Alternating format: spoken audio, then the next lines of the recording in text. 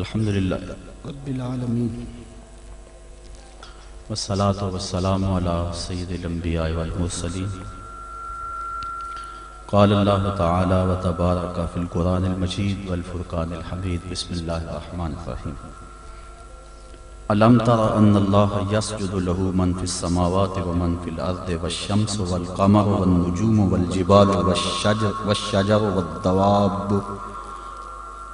والدواب وكثير من الناس وكثير حق عليه العذاب ومن يهن الله فما له من مكرم ان الله يفعل ما يشاء صدق الله مولانا العظيم وصدق رسوله النبي الكريم الرؤوف الرحيم اللهم نور قلوبنا بالقرآن وزين أخلاقنا بالقرآن وادخلنا الجنة بالقرآن ونجنا من النار بالقرآن قال اللہ تعالی وتبارک فی شان حبیبہ مخبرا وآمرا ان اللہ وملائکتہ یصلون علی النبی یا ایہا الذین آمنوا صلوا علیہ وسلموا تسلیما الصلاة والسلام علیکہ یا رسول اللہ وعلی آلک واصحابک یا محبوب رب العالمین الصلاة والسلام علیکہ یا رسول اللہ وعلی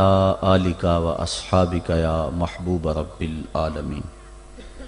تمام حمد و ثنا، تعریف و توصیف اللہ جل مجدہ الکریم کی ذات پاک کے لیے، جو خالق کائنات بھی ہے اور مالک شش جہات بھی۔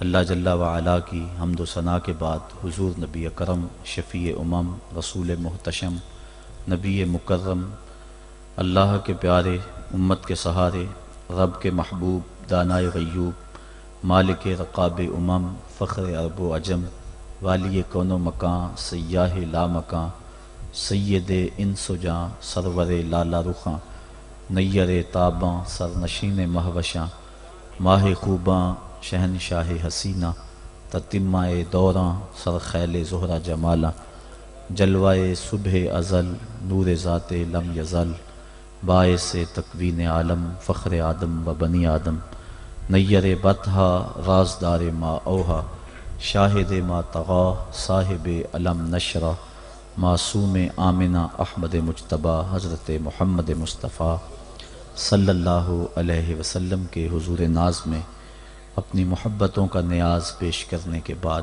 واجب الاحترام برادران اسلام، خواتین و حضرات، السلام علیکم ورحمۃ اللہ وبرکاتہ۔ سورۃ الحج سے چند الفاظ آپ کے سامنے تلاوت کرنے کا شرف نصیب ہوا، اور انہی کے ضمن و ذیل میں کچھ باتیں آپ کے گوش گزار کروں گا۔ اللہ میری زبان پہ کلمۃ الحق جاری فرمائے۔ ارشاد فرمایا، الم تر ان اللہ یسجد لہ من فی السماوات ومن فی الارض، کیا تم نے نہیں دیکھا کہ اللہ کے لیے سجدہ کرتے ہیں جو آسمانوں میں ہیں اور جو زمین میں ہیں، والشمس والقمر والنجوم والجبال والشجر والدواب وکثیر من الناس، اور سورج اور چاند اور ستارے اور پہاڑ اور درخت اور چوپائے اور بہت سارے آدمی، وکثیر حق علیہ العذاب، اور بہت سارے وہ ہیں جن پر عذاب مقرر ہو چکا ہے، وَمَن يُهِنِ اللَّهُ فَمَا لَهُ مِن مُكْرِمٍ، اور جسے اللہ ذلیل کر دے اسے کوئی عزت دینے والا نہیں۔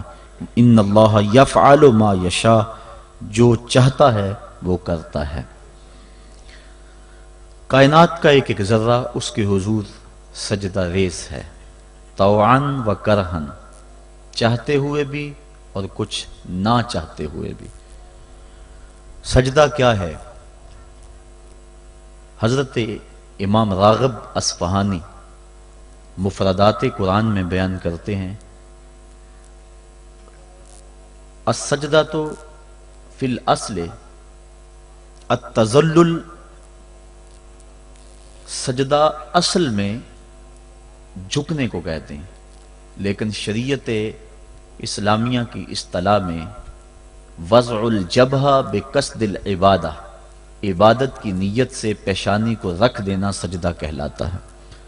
حضرت امام فخر الدین رازی سجدے کے دو معنی بیان کرتے ہیں اس آیت کریمہ کے تحت، ایک انقیاد اور دوسرا یہی وضع الجبہہ والا معنی، عبادت کے لیے پیشانی رکھ کے سبحان ربی العالی کے جو نغمے الاپ پہ جاتے ہیں، سجدے کا دوسرا مفہوم یہ ہے۔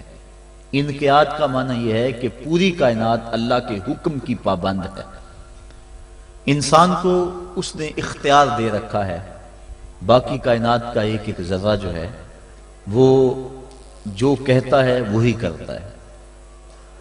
انسانوں میں سے بہت سارے لوگ اس کے حکم کے پابند ہیں، اور کچھ لوگ ایسے ہیں کہ جو اس کے حکم کی دنیا پہ پرواہ نہیں کرتے۔ کل قیامت کے دن میں پتہ چلے گا کہ ہم نے مالک کی نافرمانی کر کے کتنی بڑی رسوائی کمائی اور کتنی بڑی ذلت میں مبتلا ہوئے۔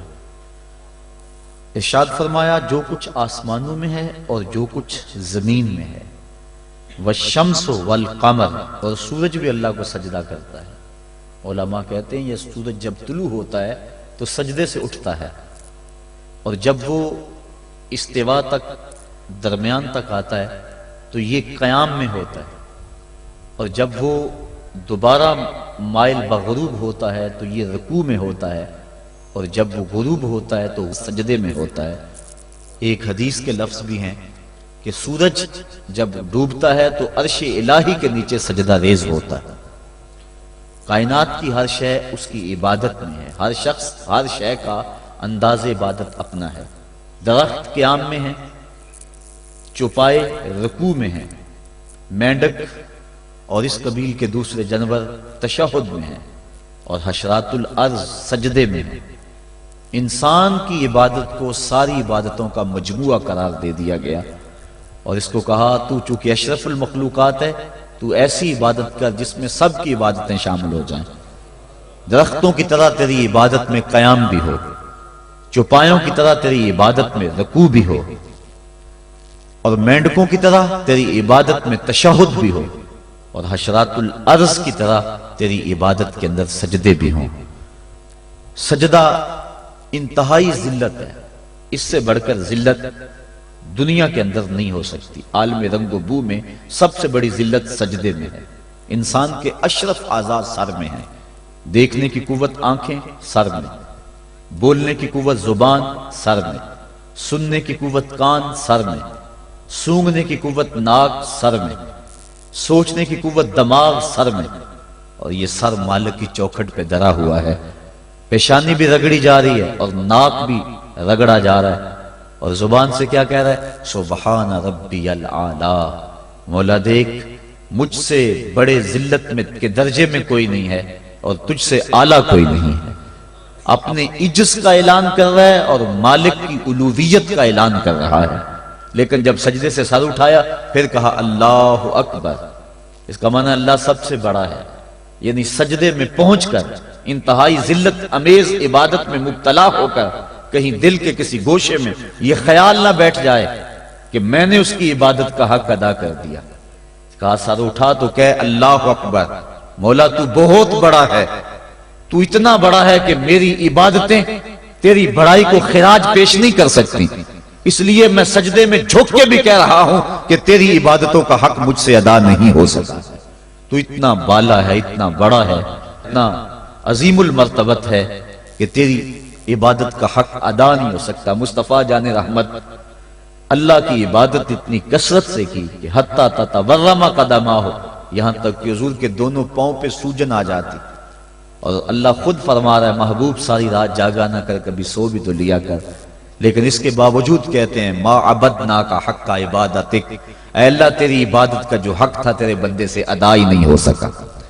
تو اتنی عبادت کرنے کے باوجود بھی کہا کہ تیری عبادت کا حق ادا نہیں ہو سکا، اور یقیناً بندہ اس کی عبادت کا حق ادا نہیں کر سکتا۔ وہ جتنا بلند و بالا ہے، جتنا وہ عظیم المرتبت ہے، جتنی اس کے شانیں ہیں، بندہ جتنا مرضی جھک جائے اس کی عظمتوں اور اس کی بڑائیوں کو خراج پیش کرنے کا حق ادا نہیں ہو سکتا۔ اس لیے جھک کر جب سر اٹھایا پھر اس کی بڑائی بولی، اللہ اکبر، مالک تو سب سے بڑا ہے، تو اتنا بڑا ہے کہ میں سجدے میں جھک کر بھی تیری بڑائی کو خراج پیش نہیں کر سکا اور تیری بڑائی کے سامنے سر جھکا کر بھی اپنی عجز کا اظہار کر کے بھی میں پھر بھی خراج نہیں دے سکا، اور بھی جھکنے کہ میرے اندر سکت ہوتی اور کوئی حالات ایسے ہوتے پھر بھی تیری بڑائی کا حق ادا نہ ہو سکتا۔ تو اتنا بڑا ہے اور اتنا بلند و بالا اور عظیم المرتبت ہے۔ حضور نبی رحمت صلی اللہ علیہ وسلم نے ارشاد فرمایا، بندے کو سب سے زیادہ قرب سجدے میں ملتا ہے، اور سجدے میں اس لیے فرمایا کثرت کے ساتھ دعا مانگا کرو۔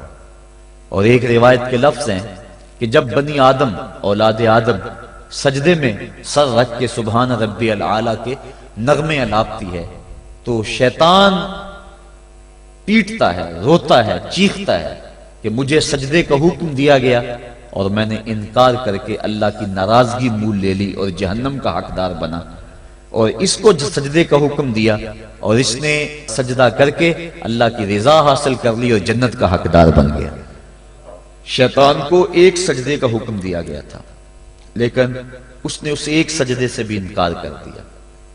فرشتوں کو ایک سجدے کا حکم دیا گیا تھا لیکن انہوں نے 2 سجدے کیے۔ یہ جو ہم بھی نماز پڑھتے ہیں ارشاد ہے ورکعوا واسجدوا، رکوع کرو اور سجدہ کرو، تو اسی طرح کا حکم ورکعوا ہے اور اسی طرح کا حکم واسجدوا ہے۔ رکوع کرو اور سجدہ کرو، رکوع ہم ایک کرتے ہیں، سجدے 2 کرتے ہیں، یا تو پھر رکوع بھی 2 کیا کریں یا پھر سجدہ بھی ایک کیا کریں۔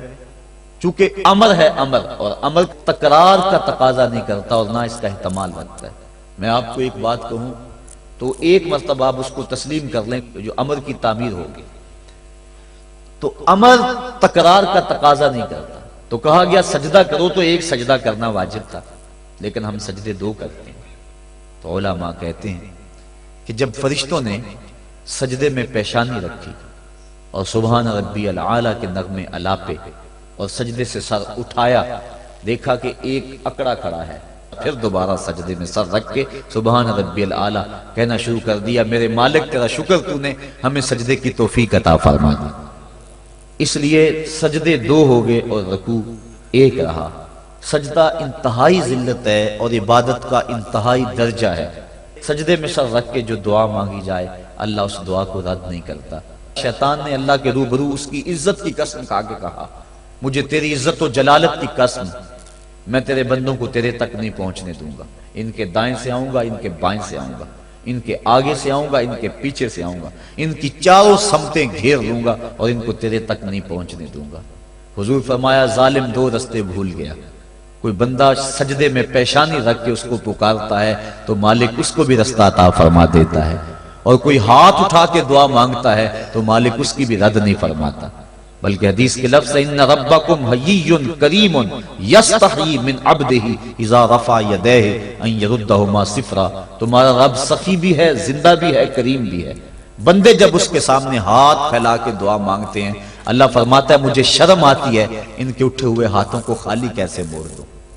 تو بندے اس کے حضور جب مانگیں، مطالبہ کریں تو مالک بندوں کی دعاؤں کو قبول کرتا ہے۔ تو یہ 2 راستے کھلے ہوئے ہیں، ہاتھ اٹھا کے دعا مانگیں یا سجدے میں سر جھکا کے دعا مانگیں، تو مالک اپنے بندوں کی دعا کو قبول فرماتا ہے، شرف قبولیت بخشتا ہے۔ سجدہ بندگی کا اظہار ہے، اور انسان جتنے مرضی مرتبہ کمال پہ پہنچ جائے اس کے لیے اعزاز یہ ہے کہ وہ بندہ ہو۔ حضور معراج کی قربت خاص میں جب پہنچے اور مالک نے اپنے محبوب سے پوچھا بما اشرفک یا احمد، پیارے بتا تجھے کس چیز سے نوازا جائے، تو اس قرب خاص میں محبوب نے کیا انتخاب کیا اور کس چیز کا مطالبہ کیا۔ حضرت امام رازی نے لکھا اور بھی علماء نے، ملا جیون تفسیرات احمدیہ میں لکھتے ہیں کہ حضور نبی رحمت صلی اللہ علیہ وسلم نے اس قرب خاص میں اللہ کی بارگاہ میں عرض کی بنسبتی الیک شرفنی بالعبودیہ، اے اللہ ساری زندگی سجدوں میں پیشانی رکھ کے میں کہتا رہا ہوں کہ تو میرا اللہ ہے، آج تو بھی تو کہہ دے کہ تو میرا بندہ ہے، تو مجھے بندہ کہہ کے پکار دے۔ بندگی میں جو مزہ ہے بندے کے لیے اس سے بڑا اور کوئی اعزاز ہو ہی نہیں سکتا۔ حضرت غوث اعظم شیخ عبد القادر جیلانی رحمۃ اللہ تعالی علیہ فرماتے ہیں کہ ولایت میں سب سے کمال مرتبہ جو بندے کو نصیب ہوتا ہے وہ مقام بندگی ہے۔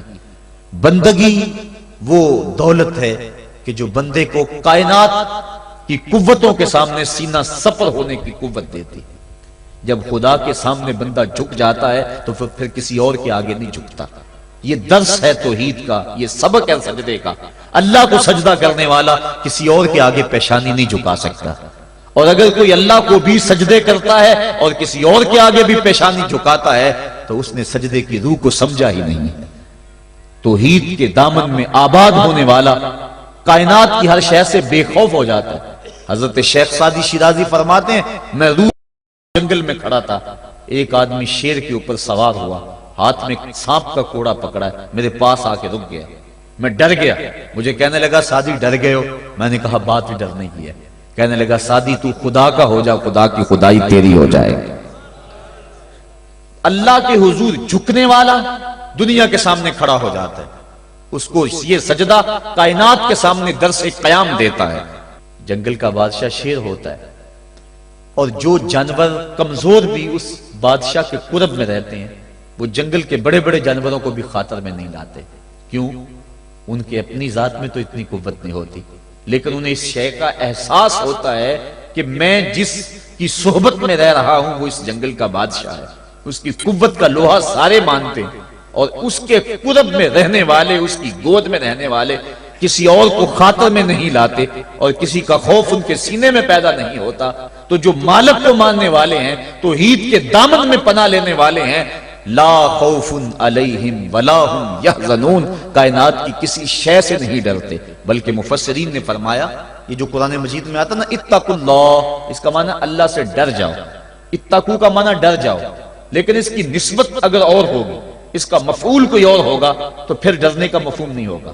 اتقوا اللہ قرآن میں لفظ موجود ہے. اتقوا النار اس کا معنی یہ نہیں کریں گے آگ سے ڈر جاؤ، جبکہ لفظ تو وہی ہے اتقوا اللہ، اللہ سے ڈر جاؤ. اتقوا النار اس کا معنی ہونا چاہیے آگ سے ڈر جاؤ. جو لوگ لفظی ترجمہ کرنے بیٹھ جاتے ہیں اور شریعت کے مزاج سے آگاہ نہیں ہوتے، وہ ترجمہ القرآن میں بڑی غلطیاں کرتے ہیں. اس لیے ہر کس و ناقص کا ترجمہ نہیں پڑھنا چاہیے، دیکھنا چاہیے کہ قرآن کی روح کو اور منشا کو اور شریعت کے مزاج کو کس نے سمجھا ہے. تو اتقوا اللہ کا معنی اللہ سے ڈر جاؤ، اتقوا النار وہی معنی ہونا چاہیے آگ سے ڈر جاؤ. لیکن علماء کہتے ہیں، مفسرین نے اس کی تصریح کی ہے، فرماتے ہیں جب اتقوا النار کہیں گے تو اس کا معنی یہ نہیں ہوگا کہ آگ سے ڈر جاؤ، اس کا معنی ہوگا آگ سے بچ جاؤ. اتقوا اللہ کا معنی اللہ سے ڈر جاؤ، اتقوا النار کا معنی آگ سے بچ جاؤ. لفظ وہی ہے لیکن مفعول کے بدلنے سے مفہوم بدل گیا، اس لیے کہ جو مومن ہے وہ اللہ کے علاوہ کسی سے نہیں ڈرتا، اس کے سینے میں کسی کا خوف نہیں پنپ سکتا. حقوق اولاد کے حوالے سے میں نے گفتگو کے اندر کہا تھا، جو افراد موجود ہوں گے اس جمعہ میں انہیں اچھی طرح یاد ہوگا کہ ہم بچوں کی جب تربیت کرتے ہیں تو ان کے نفسیات کا ہمیں لحاظ رکھنا ہوگا. بعض کا بچہ رو رہا ہوتا ہے، ماں نے اس کو چپ کرانا ہوتا ہے، کوئی ضروری کام ہوتا ہے، بچہ چپ نہیں کرتا تو ماں اس کو چپ کرانے کے لیے بڑے جتن کرتی ہے. تو بعض کا ایسا ہوتا ہے کہ بچے کو چپ کرانے کے لیے ماں جلدی سے اس کو اپنی چھاتی سے چمٹا لیتی ہے اور کہتی ہے بچہ چپ کرو بلی آ گئی. میں کہا کرتا ہوں کہ یہ بچے کی نفسیات پہ بہت بڑا حملہ ہے اور بچے کو بزدل بنایا گیا ہے. جو بچپن میں جس بچے کو بلی سے ڈرایا گیا بڑا ہو کر وہ شیر کا مقابلہ نہیں کر سکتا. تو بچے کے نفسیات کے اندر یہ شے بچپن میں ہی ڈالی جائے کہ اللہ کے علاوہ کسی کا خوف اس کے سینے میں پنپ نہیں نہ پائے. یہ ہے تربیت جو ہم اپنی اولاد کی کریں، اور ایک یہ تربیت ہے جو اہل ایمان کی محمد عربی نے کی تھی. 313 ہو کے جبل کی قوتوں کے خلاف کھڑے ہو گئے. جب عمیر نے جا کے رپورٹ دی نا ابو جہل کو کہ وہ تو 3 اونٹ کھا سکیں گے، اور 300 سے کچھ کم اور کچھ زیادہ ان کی تعداد ہے، اس سے زیادہ نہیں ہے، میں خوب وادیاں دیکھ آیا ہوں، میں خوب ٹیلے دیکھ آیا ہوں. تو ابو جہل نے سنادید قریش کو بلا کر کہا عمیر کی رپورٹ سنو کتنی حوصلہ افزا ہے. صبح لڑائی کی نوبت نہیں آئے گی، صبح تو رسیاں کٹھی کرو اور جکڑ جکڑ کے مسلمانوں کو اونٹوں کی پشتوں پہ باندھ لیں گے اور پھر سینے حرم میں جا کے کعبۃ اللہ کی دیواروں کے ساتھ باندھ دیں گے. لوگوں کو تماشا دکھایا کریں گے کہ یہ نیا دین لے کر آئے تھے اور یہ ان کا کیا حال ہے. جب اس نے رعونت بھرے اپنی زبان سے یہ جملے نکالے تو عمیر جو سارا منظر اپنی آنکھوں سے دیکھ کر آیا تھا، ابن حشام میں لفظ موجود ہیں، اس نے کہا وَلَٰكِنْ رَأَيْتُ یا معشر قریش البلایا تحمل المنایا، اے قریش کے سرداروں اتنے بھی تکبر میں نہ آؤ، میں اپنی ان آنکھوں سے دیکھ کر آیا ہوں کہ یثرب کی اونٹنیاں اپنی پشتوں پہ نری موتیں اٹھا کے لے آئی ہیں، ان کے بدن پہ چیتھڑے ہیں، ان کے پیٹ کمر سے لگے ہوئے ہیں، لیکن وہ زخمی سانپوں کی طرح پیچ و تاب کھا رہے ہیں۔ کل ان میں سے کوئی نہیں مرے گا جب تک تم میں سے ایک ایک کو لڑ نہیں جاتا۔ تم تو یہ کہتے ہو رسیاں کٹھی کرو، میرا مشورہ مانتے ہو تو رات کے اندھیرے میں بھاگ سکتے ہو تو بھاگ جاؤ۔ اس قوم سے لڑنا تمہارے بس کا روگ نہیں ہے جو مرنے کے لیے آئی ہے۔ اتنی بڑی قوت کو دیکھ کر ان کے سینے میں خوف پیدا نہیں ہوا، بلکہ آپ جانتے ہیں بدر کی تاریخ گواہ ہے کہ 2 گھوڑے تھے، ایک روایت میں صرف ایک گھوڑا تھا، 6 زرہیں تھی، 8 تلواریں تھی، 70 اونٹ تھے، اور جن کے پاس تلواریں نہیں تھیں انہوں نے کھجوروں کے ڈنڈے توڑ لیے اور ہواؤں میں لہرانے شروع کر دیے۔ جب یہ ملکوتی قافلہ مدینے سے باہر نکل رہا تھا، دکانوں پہ یہودی عیسائی بیٹھے تھے، انہوں نے کہا مسلمانوں کس بل بوتے پہ جا رہے ہو، کس برتے پہ جا رہے ہو، کون سا آسرا ہے تمہارا، آلات حرب و ضرب تو تمہارے پاس موجود نہیں، اتنی بڑی قوت سے ٹکرانے جا رہے ہو جو کیل کانٹے سے اور اسلحے سے آلات حرب و ضرب سے لیس ہو کے آئی ہے، تم مقابلہ کیسے کر پاؤ گے، کس بل بوتے پہ جا رہے ہو۔ حضور کملی اوڑے ساتھ ساتھ چل رہے تھے، صحابہ نے اشارہ کر کے کہا نہ تیغ و تیر پر تکیا، نہ خنجر پر نہ بالے پر، بھروسہ ہے تو اس سادی سی کالی کملی والے پر۔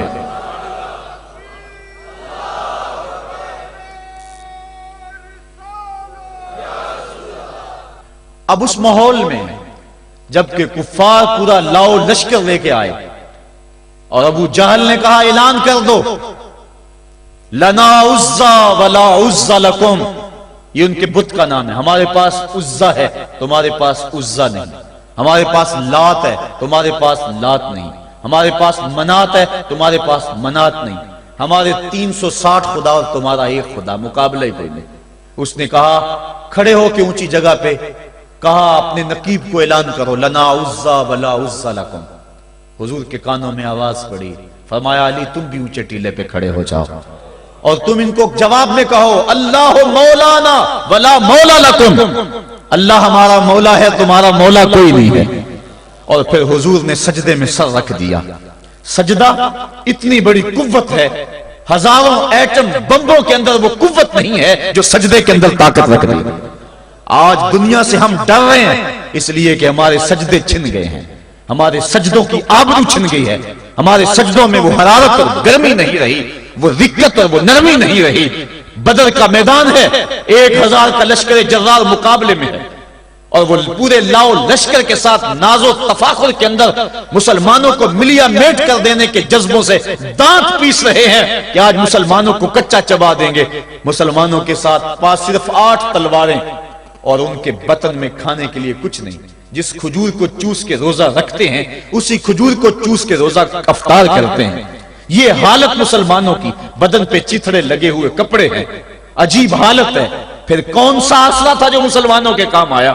مصطفیٰ کریم نے مسجد عریش میں سجدے میں پیشانی جھکا دی۔ حضرت ابو بکر صدیق رضی اللہ تعالیٰ عنہ فرماتے ہیں میں حضور کے ساتھ تھا، ساری رات مصطفیٰ روتے رہے، آنکھوں میں آنسو ہیں، حضور کی چادر سر انور سے سلٹ کے حضور کے کندھوں پہ آ جاتی، پھر کندھوں سے پشت پہ آ جاتی، میں اٹھا کے حضور علیہ السلام کے سر پہ رکھتا اور کہتا حضور بس کرو۔ حضور بار بار روتے اور اللہ کی بارگاہ میں سجدے میں سر ڈال کر التجائیں کرتے۔ لفظ کیا تھے محبوب کی زبان پہ، آج تک ایسی ناز والی دعا کسی نے نہیں کی ہے جی جیسی دعا مصطفیٰ جان رحمت نے کی۔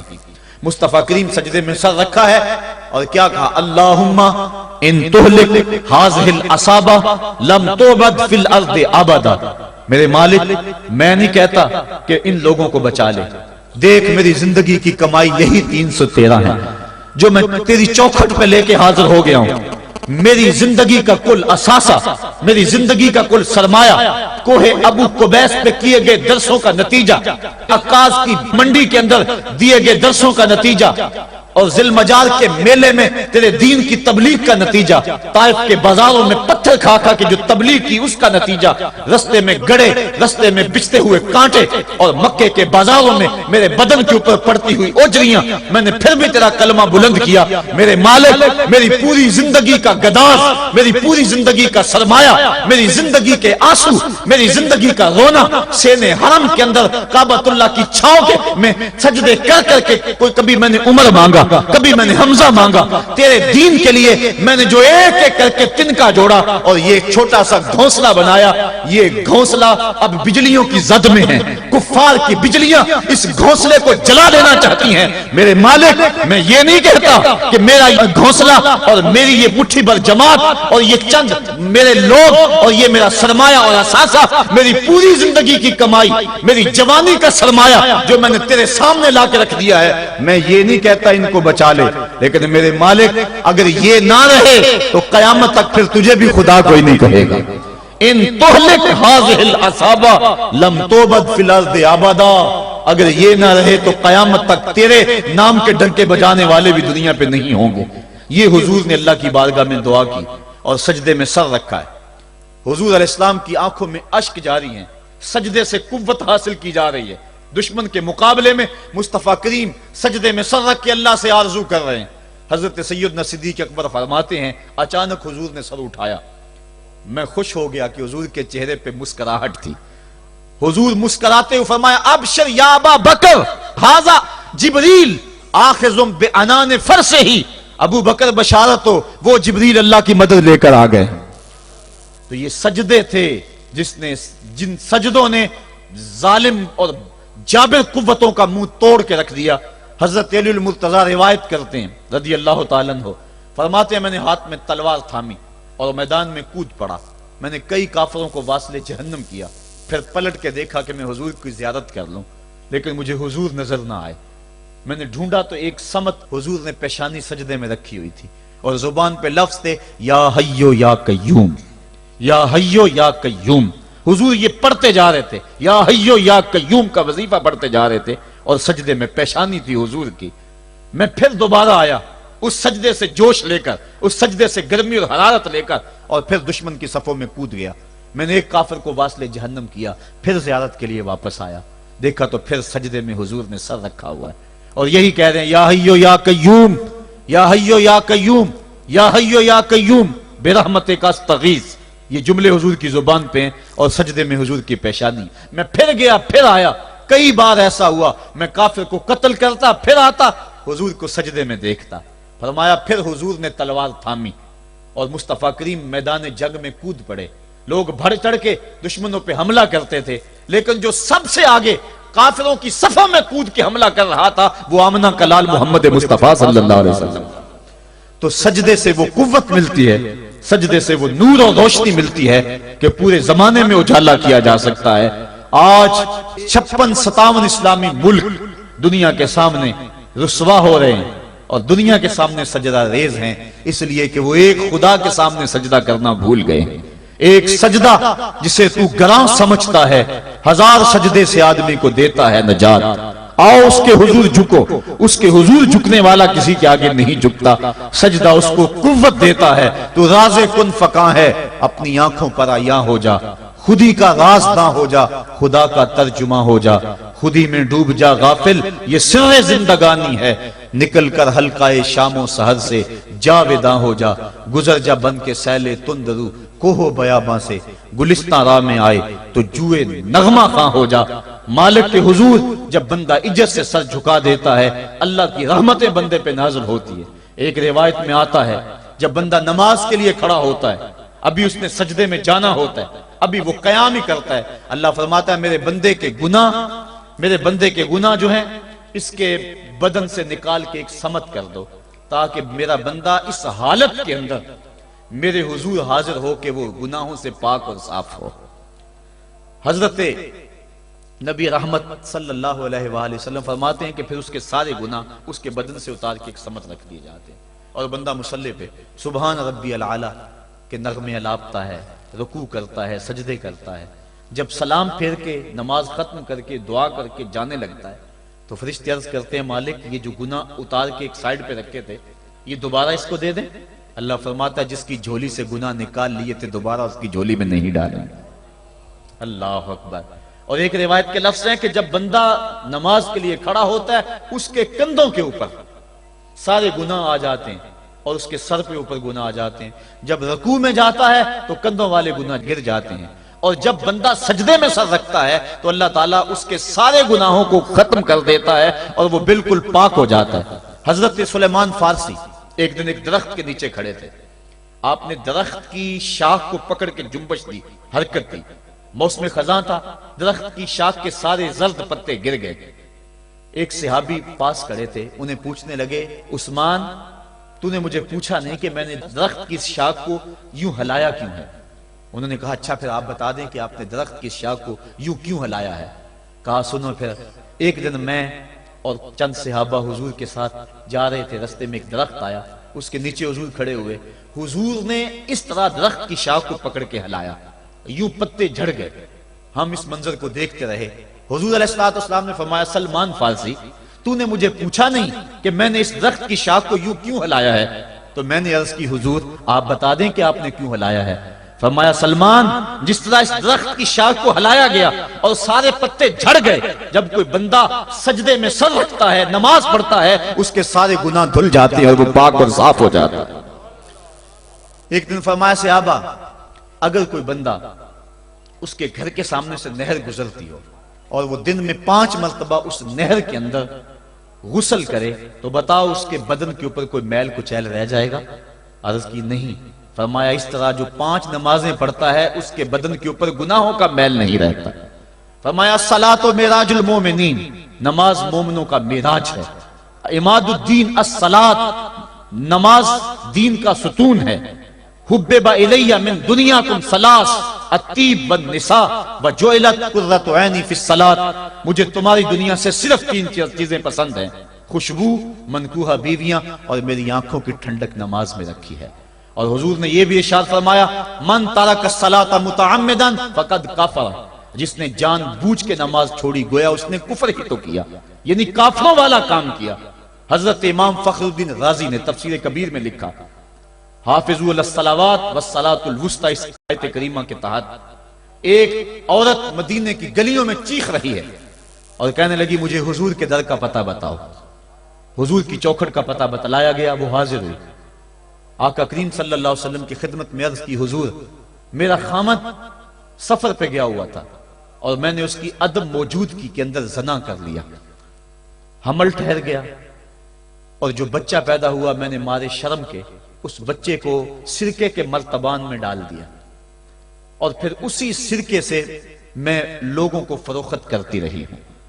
اب جب کہ میرا ضمیر جاگا ہے میں آپ کی خدمت میں حاضر ہوئی، مجھے بتایا جائے کہ میرے گناہ کا بھی کوئی کفارہ ہے۔ حضور نے ارشاد فرمایا جو تو نے زنا کیا ہے اس کی سزا رجم ہے چونکہ تو شادی شدہ ہے، اور جو تو نے بچے کو قتل کیا ہے قتل کی سزا قتل ہے، اور جو تو نے سرکہ بیچا ہے فقد ارتکبت کبیرہ، تو نے کبیرہ گناہ کیا ہے، اس کی سزا تو قیامت کے دن پائے گی۔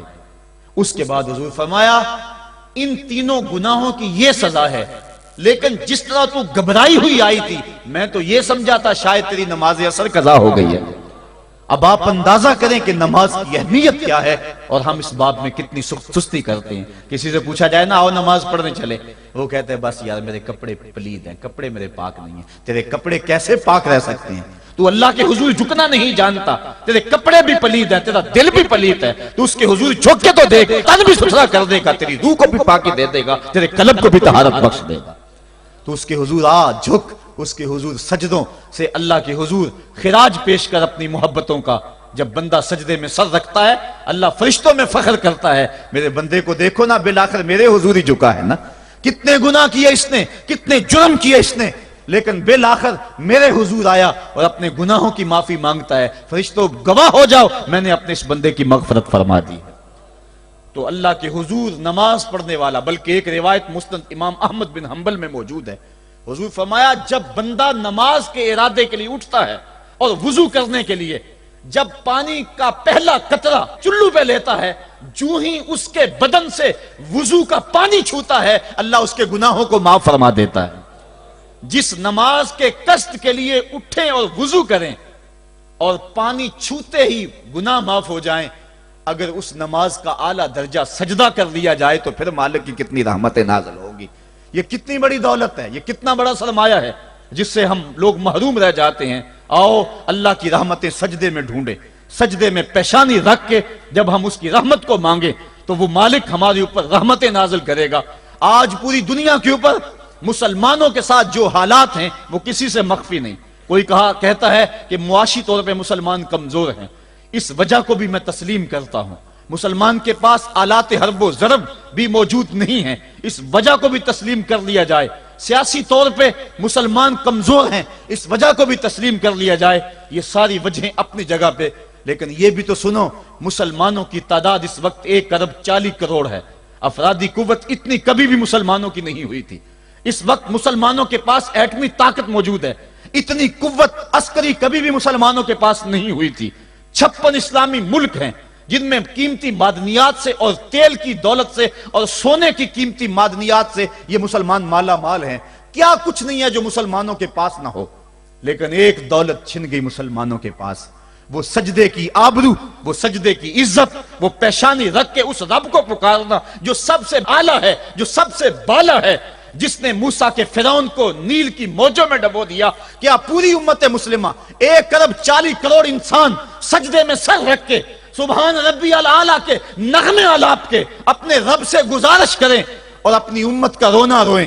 کشمیر میں لٹتی ہوئی جوانیاں اور قدس کے اندر بہتا ہوا خون، شبرغان سے لے کر کابل و قندھار تک اور موصل سے لے کر تکریب تک مسلمان کے اوپر جو ظلم و تشدد ہو رہے ہیں، اپنے رب کے حضور اس کا دکھڑا سنائیں اور اپنے مالک کو کہیں میرے مالک ہم لٹ گئے، ہم کٹ گئے، ہم پٹ گئے، اسلحے بھی موجود، افرادی قوت بھی موجود، سیاسی طاقتیں بھی موجود، لیکن اس کے باوجود مسلمان دبتا چلا جا رہا ہے۔ اسی کشتی کو ہے خوف تلاطم صدحیف منہ موڑ دیے تھے جس نے بڑھتے ہوئے طوفانوں کے، جو 300 ہو کر جرأت اور وہ طاقت اور وہ عظیمت کی داستانیں رقم کرتے ہیں کہ مالک تو بھی اس دن کو یوم فرقان کہہ کے پکارتا ہے۔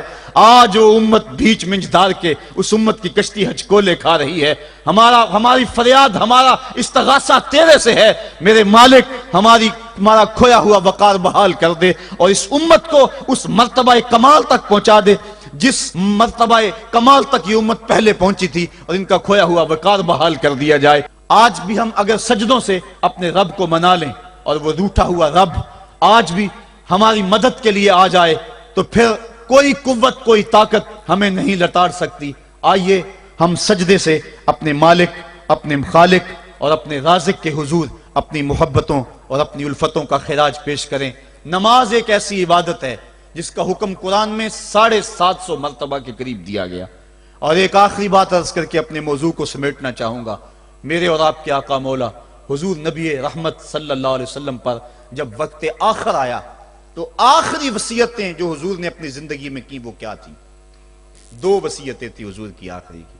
جب حضور ایام مرض میں تھے اور آخری وصیتیں، اس کے بعد حضور نے کوئی کلام نہیں کیا، وہ یہی تھا، الصلاۃ الصلاۃ الصلاۃ الصلاۃ۔ لوگوں میں تمہیں نماز کی تاکید کرتا ہوں، میں نماز کی تاکید کرتا ہوں۔ اور دوسرا فرمایا، جو تمہاری ملک میں تمہارے غلام اور تمہاری لونڈیاں ہیں ان کے ساتھ حسن سلوک کی تاکید کرتا ہوں۔ یہ آخری 2 باتیں تھی جو حضور نے ارشاد کی۔